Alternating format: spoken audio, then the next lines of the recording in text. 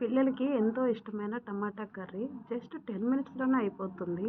చాలా simple process. Morning బ్రేక్‌ఫాస్ట్‌లోకి గానీ, పిల్లలకి టిఫిన్ బాక్స్‌లో గానీ చాలా టేస్టీగా టమాటా కర్రీ అయితే ప్రిపేర్ చేద్దాం ఈరోజు. ముందుగా నేనైతే ప్యాన్ పెట్టుకొని ఆయిల్ వేసుకొని తగినంత జీలకర్ర, పచ్చిమిర్చి, ఉల్లిపాయలు, కరివేపాకు అయితే వేసేసాను. అవి బాగా ఫ్రై అయినాక టమాటా కూడా వేసేసి బాగా మగ్గించుకొని దాంట్లో సరిపడగా ఉప్పు, కారం, ధనియాల పొడి, పసుపు కూడా వేసేసుకొని చక్కగా ఉడకపెట్టుకుంటే టమాటా కర్రీ అయితే రెడీ అయిపోయింది. పిల్లలకి చాలా ఇష్టం అన్నమాట ఇది. ఒక్కసారి చేసి పెట్టండి. మీ పిల్లలు ఎలా తింటారో మీరు కూడా ట్రై చేయండి ఒకసారి.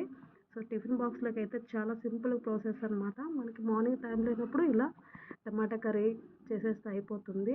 సో, చూసారు కదండీ! సింపుల్ ప్రాసెస్‌లో టమాటా కర్రీ అయితే ప్రిపేర్ అయిపోయింది.